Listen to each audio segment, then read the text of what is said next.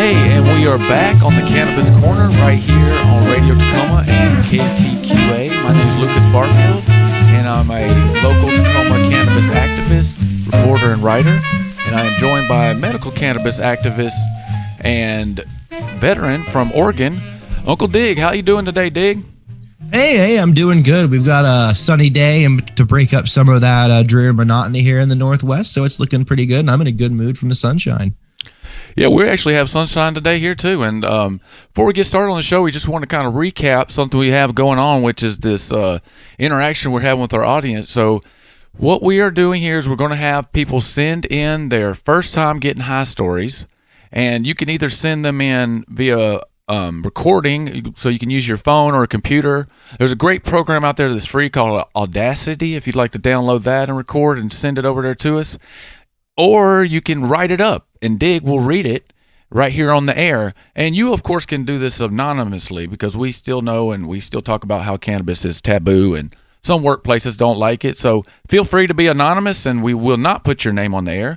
So Dig, tell us how people can send in their first time getting high stories. They can send it in to uncledig4@gmail.com. That's Uncle Dig, UNCLEDIG4@gmail.com. Or you can contact me directly on Instagram at Uncle Dig.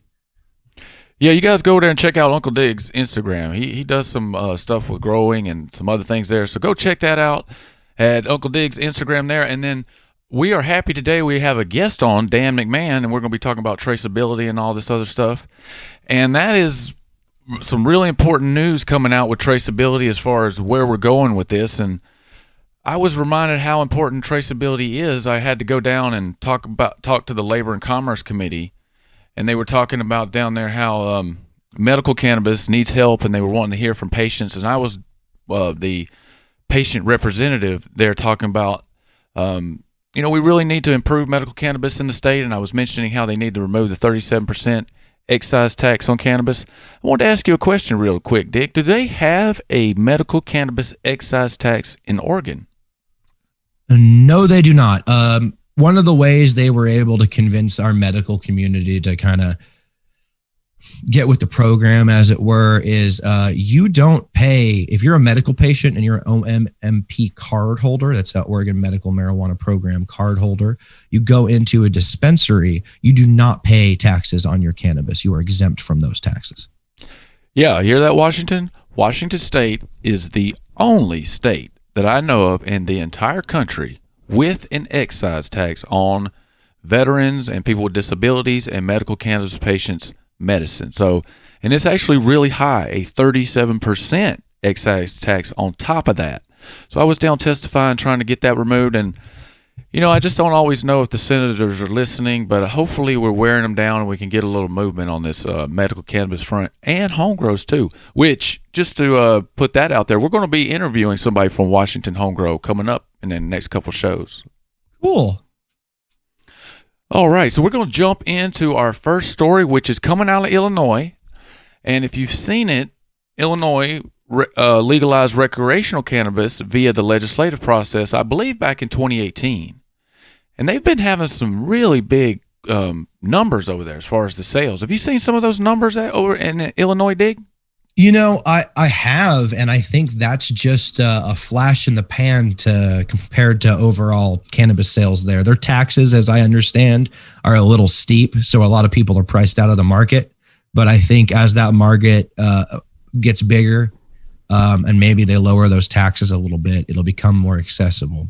However, a good thing about how Illinois legalized is they set up an organization and deviated some of those tax fundings directly to go toward expungement, which is a really, really interesting and good thing that Illinois is doing. Now it's going to take, they estimate, about 5 years to process these expungements because there are 70,000 Illinois citizens eligible for expungement under the state law. And so they earmarked these cannabis taxes to go directly to this New Leaf program they're calling. This expungement program, New Leaf, Illinois. And Illinoisans with an arrest or conviction for marijuana can go to newleafillinois.org and fill out a form to be paired with a legal professional from one of 20 member organizations to determine what options are available to them. They can also call the New Leaf Illinois hotline at 855-963-9532. Yeah, you can get that number if you didn't quite catch it over at the Peoria Journal-Star. And there's a really good article over there talking about this. And this comes from a 1999 law, actually, in Illinois that set up a thing called the Illinois Equal Justice Foundation, which is a state agency that divvies out money to nonprofits for legal aid and initiatives like this. And so apparently Illinois has sort of been doing this kind of thing for a long time. Just now they're ramping it up to deal with the cannabis arrests over time. And then also, on top of all these expungements, the governor is over there pardoning people. It's good. I've been, if not impressed with the way that they've rolled out legalization in Illinois, I have been impressed with the efforts they've been making toward equity and expungement in a way that some other states, looking up north and here in Oregon as well, haven't done as good a job. Yeah, and so the next story, speaking of haven't done as good a job, we're going to move back over here to Washington, and we're going to talk about a story about something new coming out. And I think we're going to talk to Dan about this later, but this is called the Cannabis Regulatory Association. And this is a new group that's coming out across the nation, and it's made up of people from all around the country that have worked in the cannabis legalization field as far as in the government and making regulations. And just so happens that the vice president is our very own Rick Garza from the Washington State Liquor Control Board. Now, this is not necessarily a good thing, seeing as how we talk about on this show a lot, how bad a lot of the regulations are in Washington.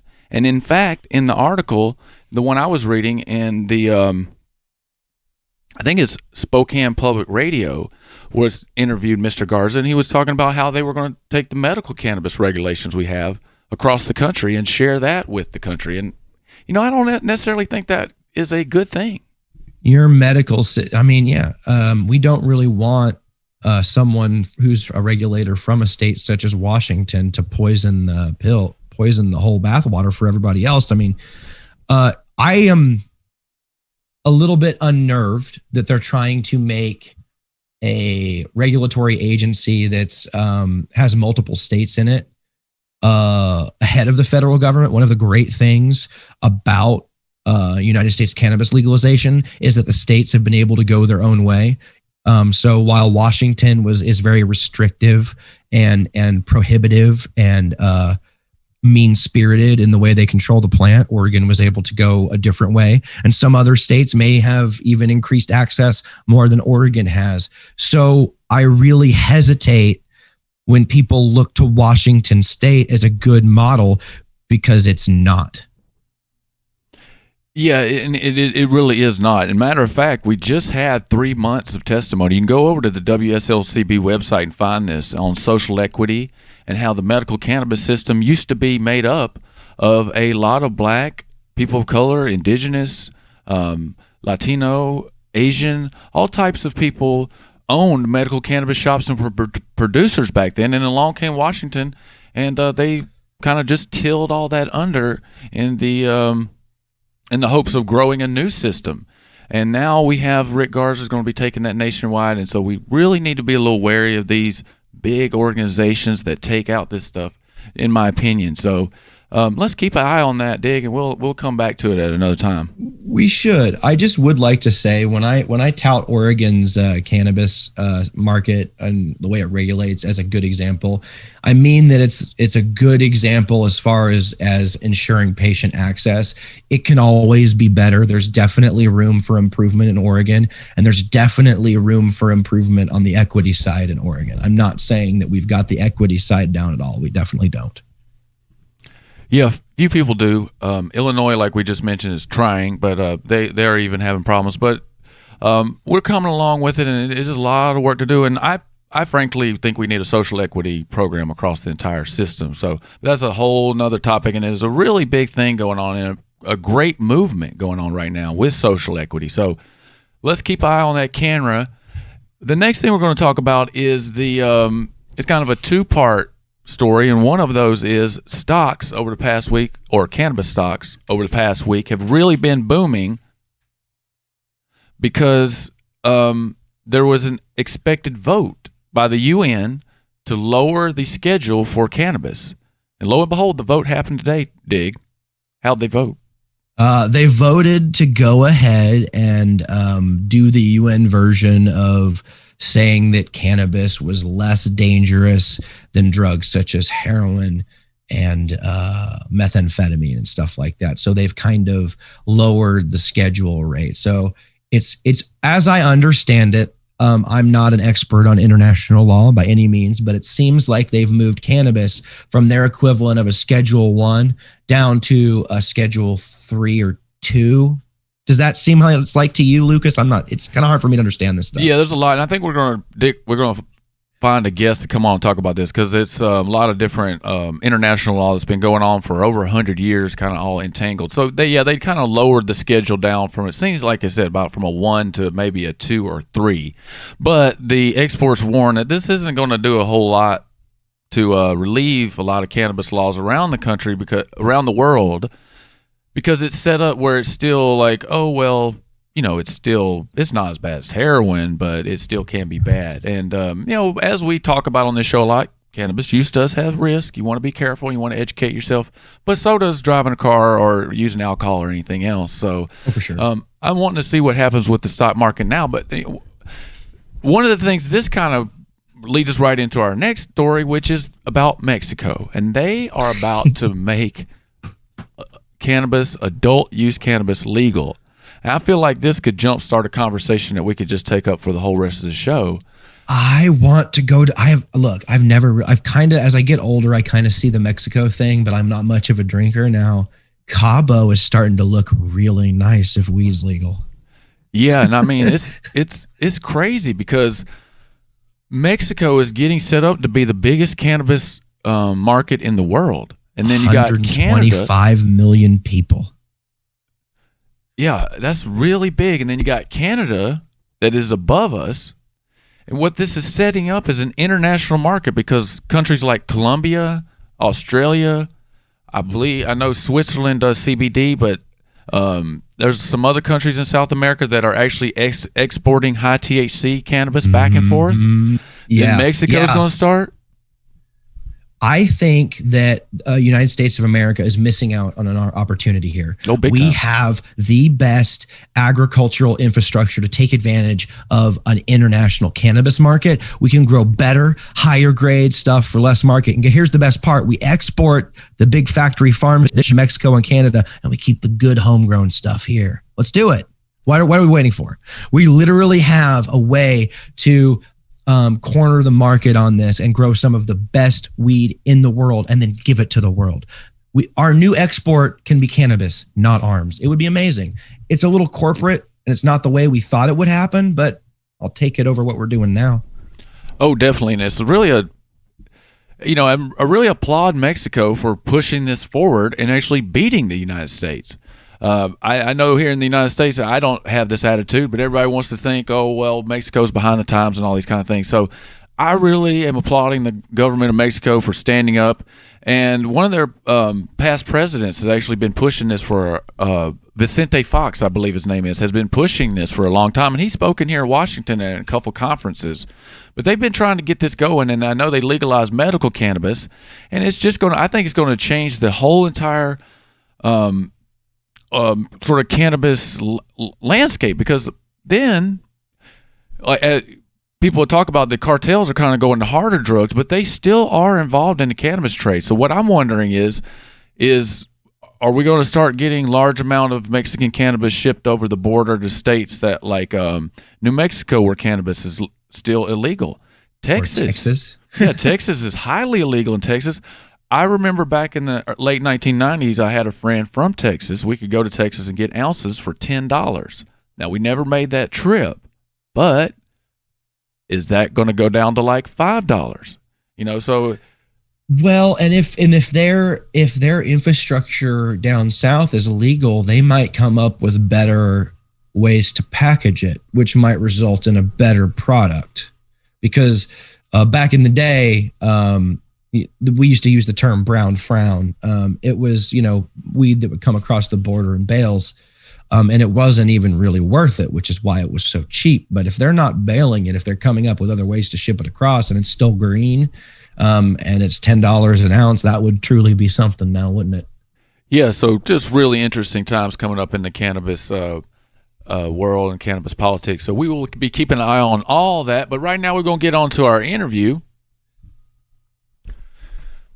Yeah, hey, so we are back on the Cannabis Corner, and we are doing our interview today, and we are joined by Dan McMan, and he is going to be here talking to us about traceability and the history of seed to sale and some other stuff we're going to be talking about. And Dig is here with us too. So how you doing today, Dig and Dan? What's going on today, guys? I'm doing great. Yeah, absolutely wonderful. Thank you. Yeah, it's great to hear. So we're going to jump right in. And so Dan was sort of on the early days of traceability back in 2012 and 2013, back when it first got started. And, traceability is one of these things where it hasn't always been out there in cannabis culture because, as we all know and as we talk about on this show a lot, it comes from more of a underground culture because of it's illegal. So there hasn't always been like the need to say, hey, why do we want to track this stuff? And I remember when I first started going to the dispensary in 2013, I would go in and say, hey, I'd like this flower. And the guy would go over to the computer and, he would enter in the data, what I was buying there. And I never could see what he was using. And I'm not sure if it was the product you were working with, Dan. But it was interesting to see that they were actually beginning to trace cannabis. And so tell us a little about that, kind of how that came to be back in the early days of traceability. Sure. So there's really two different sides you have to understand. There's commercial traceability systems, which are the more localized systems that the producers, the growers, cultivators, the processors, oil makers, packagers, as well as the retailers utilize for their business needs, which does a lot of the inventory tracking functionality as well as maintains their actual system of records. And then there's traceability from a government standpoint, which is basically a complete system of record for that usually those systems will connect to electronically through something called an API or an application programming interface. It's just basically a language that allows a real-time connection so they don't have to manually log into the government-issued website and try to enter in information. That way they can use something that they're more comfortable with as long as the information is kind of there. But as far as the early days, especially up here in Washington, while it's possible in 2012, 2013 that there were a couple of licensing, or there were a couple of the medical places that were using for a point of sale the BioTrack system, but for the most part, it would have actually been, there was a free system called MMJ Menu that was pretty much the exclusive one on there across the board for a long time. It's not really in use in major parts anymore. It was purchased by Weed Maps a number of years ago, and they haven't really pushed it too heavily or anything like that. It kind of died down in the corner, but for the longest time, pretty much every localized medical dispensary was just using that free platform. Yeah, and then along came legalization, and that was in 2012, but the market never really got up and going until 2014, and they had the Cole memo, and just to remind everybody what that was, it was the federal government. They outlined a couple rules back when Washington and Colorado passed legalization, and one of those was, well, you're going to need to trace this, and you're going to need to follow us around. And they really are big into, and they still are today, making sure that cannabis doesn't make it outside the state. So tell us a little bit about how the Cole memo evolved seed to sale tracking, and kind of where are we at right now, because the Cole memo has gone away. So kind of what's the status of traceability right now? Sure. So with the Cole memo coming into place, like you said, it was the federal government essentially saying that if you do these specific guidelines, and it was a very rough set guideline, we're not going to get involved. We're not going to put out resources to get involved with the industry, and we're going to let your state's rights and resources control those particular things. And one of the biggest pieces for that was diversion into other states. So making sure that the product itself did not leave there, and that it was also put together to not get put into the hands of minors. Those are basically the two biggest no-nos that were outlined by the Cole memorandum. Mm-hmm. But that's what actually set the precedent for traceability in the beginning.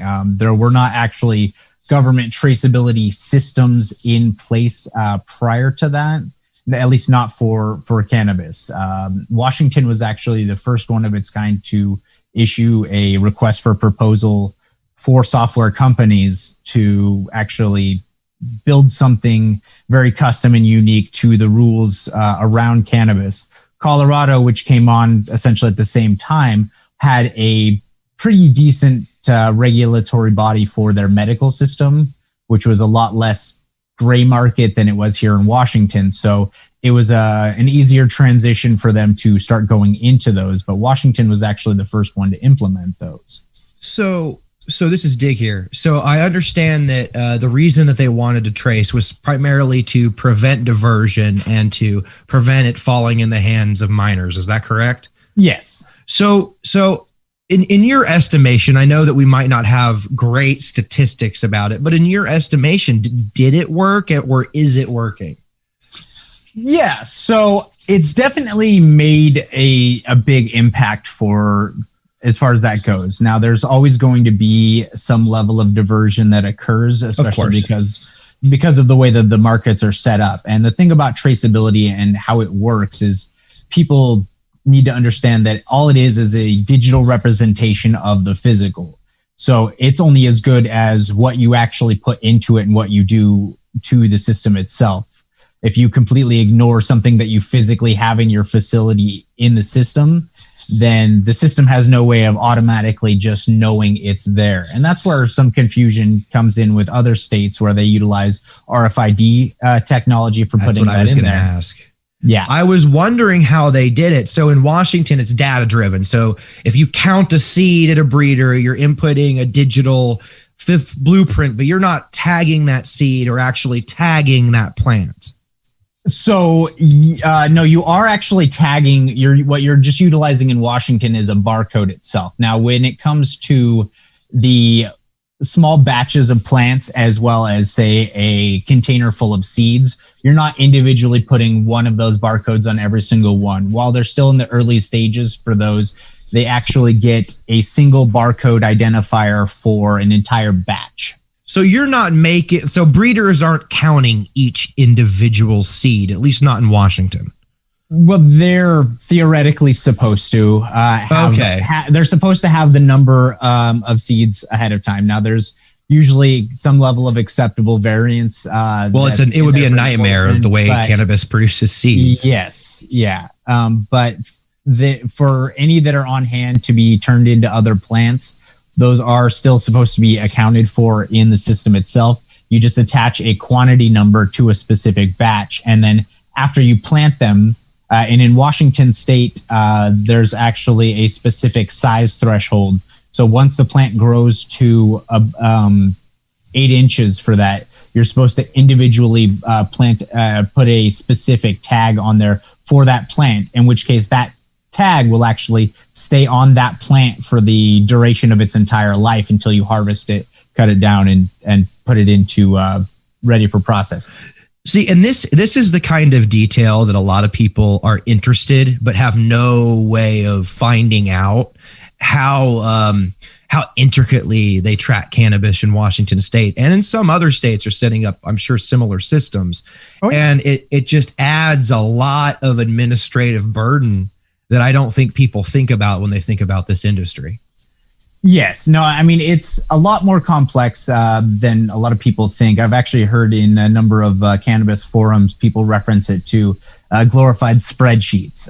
But it is a lot more complicated than that, because in addition to having an identifier for that plant that follows it throughout the life of the plant, anything that you do to that plant, applying pesticides to it, certain watering schedules, what you actually get for your harvest on a plant by plant basis, as well as a batch of plants when you're pulling those down, those are all associated attributes. And then once it goes through the curing process, and then you put it into actual defined lot sizes for that, and you pull out a representative sample to send to a laboratory at that point, you then have to have the appropriate test results that will actually apply to that specific lot. Now, once that's created, you can't add any more to it. It's essentially, you get a big tote that's 5 pounds in Washington for the limits. In Oregon, it's 10 pounds.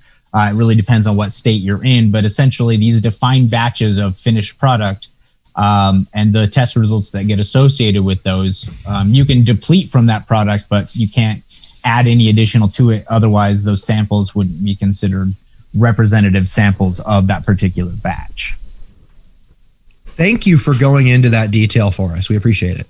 Yeah, no problem. Yeah, and that really when you're talking about all that detail and some of the new things coming out in traceability, Washington's traceability system right now is sort of in just a wait and see kind of pattern right now. I think it's still working, but I know they're not adding to it, and they've had a whole lot of problems with it.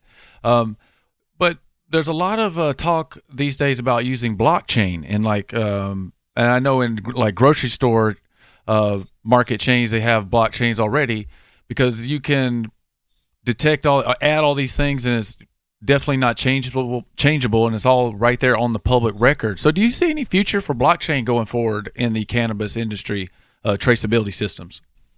Yeah, I do. And it's a little bit loaded of a question for that, because the thing about blockchain is when you're using it, essentially it's an immutable ledger for that, which means it can't be edited for a specific entry for that, and it's in all of the different locations at the same time that it's actually being transferred to. So it's changing one specific record isn't going to do you any good as far as being able to access some of those other pieces. Now, some of the concerns that a lot of people have had with traceability in general, especially for the first several years when there was a little bit better insight with the original traceability system that was implemented in 2014 in Washington, was that the amount of public data that's actually available, just because doing public records requests, Washington State is known as a sunshine state. So we can basically get records for almost anything. It's very rare to be able to find anything that is considered public record that you can't actually get access to. And there are a lot of security concerns that facilities have about, all of their address information being available, but also the transport manifest information. So as it was at least previously for that, they were able to get access to transport manifests from one facility to the other. So knowing when a driver was going to be delivering product to that, making them a potential easy target for criminals. I know that later on, essentially to help curb that a little bit, even though they could not make it to where that information wasn't available, they were able to add elongated delays to those public records requests so that that particular information was a lot less useful because it was essentially at least 30 days old. Yeah, well, you mentioned at the beginning of our talk that there was basically two types of traceability. You had the in-house traceability, and then you had the governmental traceability. Do you think as legalization opens up more and we get more and more states with legalization, decriminalization, do you think the governmental traceability will sort of fall away as it becomes less and less necessary to track this everywhere because it's becoming more widespread? I mean, cannabis is already widespread in our society, but half of it is underground according to Washington statistics. So do you just think as legalization goes forward, will some of this governmental tracking go away?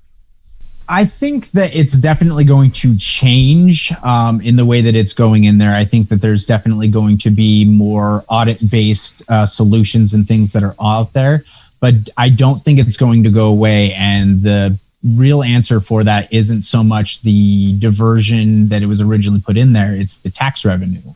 And with these states at the levels that they're actually taxing all of the cannabis products, it not being able to account for, what might seem like small amounts here and there aggregates to potentially millions and hundreds of millions of dollars in tax revenue on an annual basis.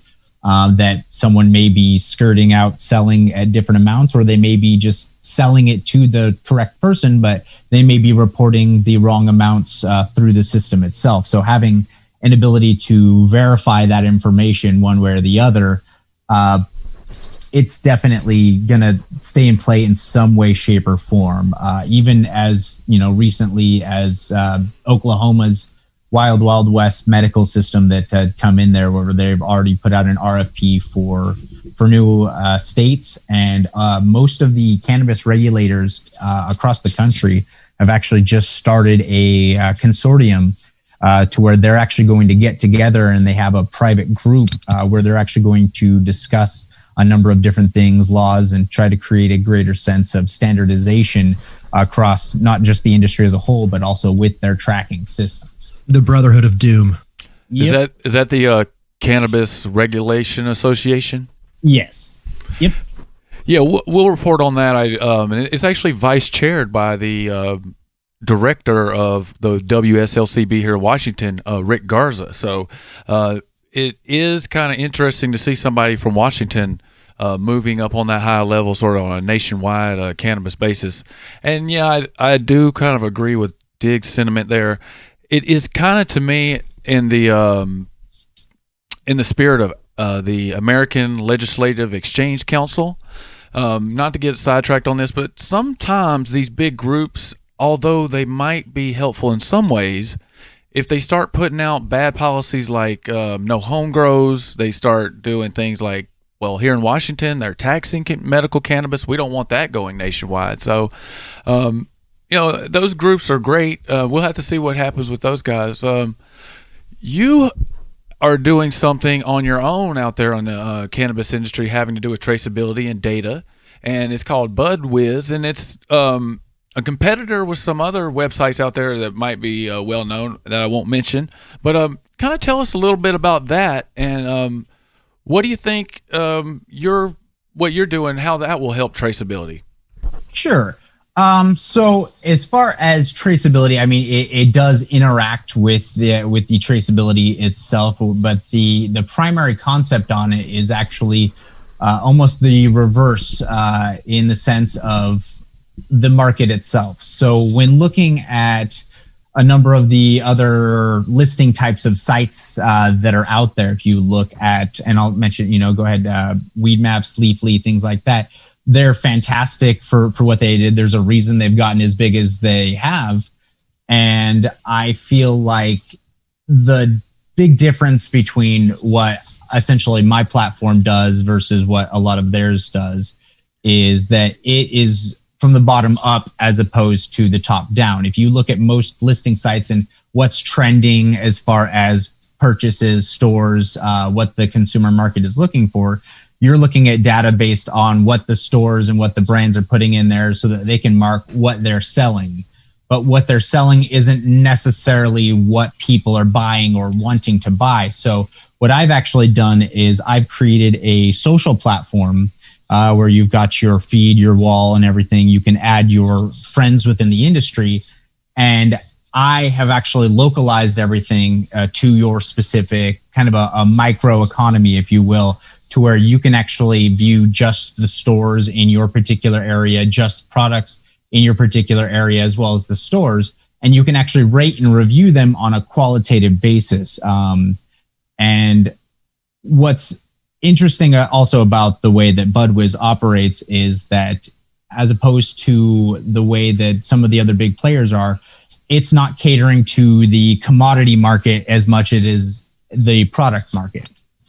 So what I mean by that is you still have a major focus on strains. You had brought up before when you would go into the dispensary for that, you'd ask for a specific strain and they would get that for you.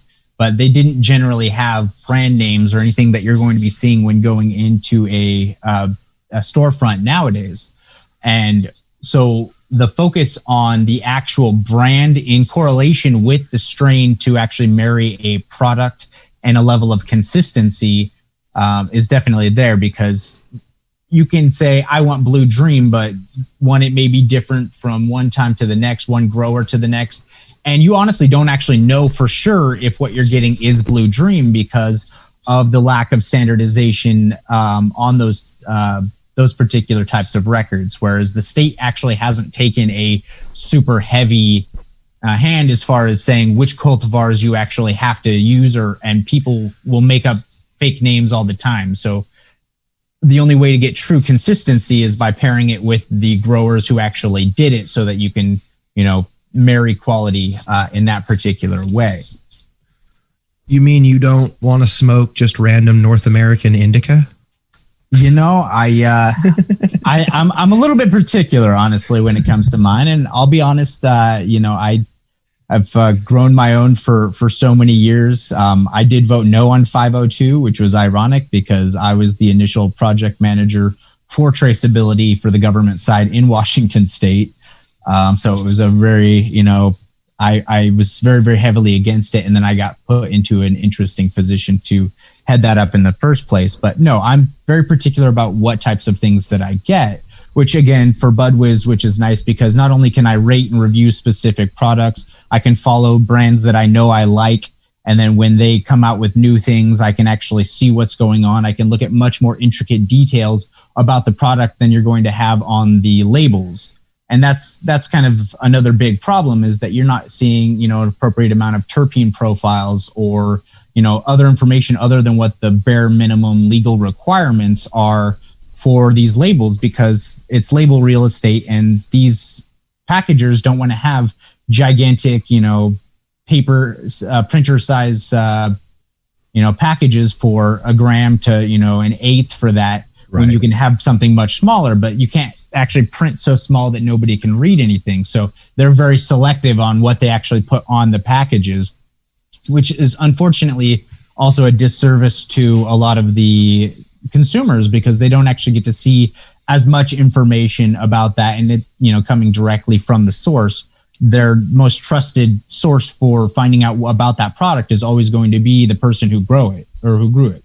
The other thing, as far as the rating and reviewing, is that the more products you actually rate and review, the system's algorithm will actually make recommendations based on other people that have similar likes as you do. And that's in terms of taste, as well as, aroma, and not just focusing on the potency and THC, which a lot of people unfortunately still do, because that's right. all they really know. So will your algorithm radicalize me like YouTube's algorithm? Like, will I just be all about sour D and nothing else if your algorithm gets a hold of me? No. So the cool thing I like about mine is that it goes off of not just you, but it finds other people who have similar tastes on that and actually uses the information from the things that they actually like there. So, that's interesting. Yeah. So it's kind of a pro version of what I've tried to do on some other sites. Like, I'll find a prolific reviewer who kind of agrees with me on certain strains, and then I'll look for other reviews by that same reviewer and be like, this guy's got kind of a similar head to me. I'm going to buy what he buys. But You've kind of taken that and made it data driven and qualitative, which is nice. Yes. Yeah. And so your friends, other people in the local cannabis community draws from a lot of that information, being able to pull in. But if you have someone that you want to actually follow, if you have someone who's your friend on the application, on the social platform aspect of it, you can see their ratings and reviews that they put on specific products as well. You can choose to follow products. And the more you actually get involved and in the application, it's actually gamified. So you actually gain points. You can actually unlock trophies in there that are tied to specific types of events as you're actually going in there. So you can actually gain status, if you will, to try to kind of Fitbit style to compete against your friends, if you will, to see who actually does more and learns more in the cannabis community, instead of just where some of the other applications out there are a weed finder, where I just want to know what store I need to go to. And yes, the app has that, to where you can see what local stores are there and what it has in the products. But I didn't make that the end all be all of the application. I made those kind of gimmies that, everyone expects that at this point. So right. And honestly, you can shout, "Where's the nearest dispensary?" at your phone, and Google will tell you that. Yep, exactly. Yeah, that website sounds real great. And the gamified part sounds really awesome, Dan. So we have to get out of here real quick. So tell us one more time your website, and if you have anything on Twitter or Facebook or social media where people can follow you. Yeah, absolutely. So for the website itself, it's budwiz.com. That's budwiz.com. You can download the app on the Google Play Store or the App Store for your iPhones as well. It's also completely free, which is something a lot of people don't necessarily grasp right away. But if you're a producer, processor for that, and you have your brand out there and you have your legal license, or if you're a retailer, you can actually have your own storefront presence and upload all of your correct information absolutely free on the platform. And it's obviously free to consumers as well. But you can also, you can download those straight from the App Store or the Google Play Store. And definitely check it out. There's more people adding all the time. I'm up to a little over 4,000 local consumers using the app. So I'm pretty psyched about that, considering I haven't done a single advertisement really.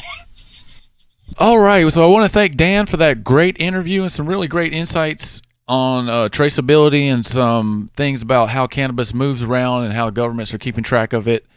But it looks like taxes are going to be the big thing in traceability going in the future. So that's going to move us right on to our final segment, which is our It's a Bust segment. And here we talk about the drug war, people getting arrested for cannabis, all that type of thing. This week we're going international over to the UK, and there is definitely a war on cannabis in the UK. I have friends over there that are in the cannabis space, and it is definitely highly illegal. And this time we go to a town called Crooksmore, which, just a pro tip here, if you're going to be doing big cannabis grows, don't do them in a town called Crooksmore. Makes you look suspicious. Just saying. So these guys were growing in this house. They had a whole bunch of rooms. What was it? 200 cannabis plants they found, over 4 feet tall. Yeah, more than half of them. It sounded like they had a couple veg rooms and a few flower rooms, and the ones that were over 4 feet tall were the flowering cannabis plants, and about half of them were flowering and about half of them were in veg, like you would do in an operation like that. Yeah, and they were alerted by the public, so it's probably the smell, and they said they were acting suspiciously, so there's no telling what they were doing. But it sounds like they had like really conspicuous lookouts. Yeah, but one of the concerns that I saw in the articles, they were talking about how they had it all rewired, and this is actually a big issue. It can be an issue in the underground cannabis market, which is you have to have a large amount of electricity, and so some people decide that they're going to be homegrown electricians, and then a lot of times that can lead to fires. But another big thing as far as energy consumption in the underground market is people will use diesel generators. So they'll go out to like the forest and have something out there and run big diesel generators. So that adds even to a bigger, larger carbon footprint, and not safe as well. Yeah. And even if you're growing indoor in a legal market, that was one of my concerns when I was first setting up lights. Until I learned like what the base load is and stuff, you got to be careful plugging in lights, especially some of these lights that generate a lot of heat or that pull a lot of wattage. If you plug too many lights into one breaker, you can have a real problem. And if your breaker's not working properly, or if you've got, stuff daisy chained, stuff can go wrong real quickly. So when you're growing indoors, my advice would be, and that's what I'm doing, is to start small and work your way up and learn as you go, because the equipment to grow indoors, like I've been growing outdoors for almost 5 years. Growing indoors is a lot more, I don't want to say labor intensive, but knowledge intensive. You really got to kind of it's more detailed. Learn about light spectrums and all kinds of stuff that you didn't really have to know outside. Yeah, and that's one of the great things John Kingsbury always he's been a guest on our show, but he always points out that's actually one of the great things about growing cannabis is you get to learn all that stuff.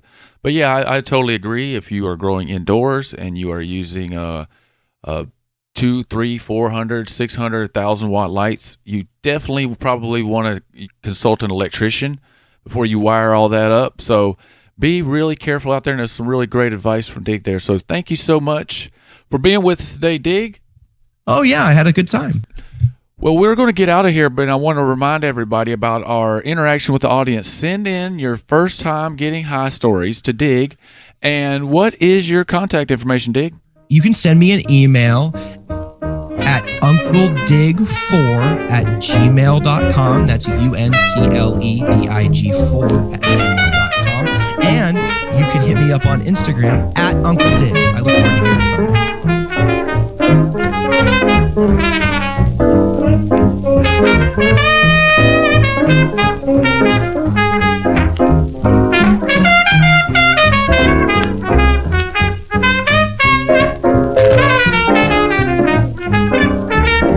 This is Cannabis Corner, hosted by Lucas Barfield. If you would like to get in contact with your host, he is on Twitter at MJIsMedicine. Your musical selection is The Happy Monster by Chubby Jackson and his orchestra, recorded on 78 in 1947. You can find this music and much more at the Great 78 Project, an archive of historical music recordings at great78.archive.org. You are listening to 101.9 KTAH, Radio Tacoma.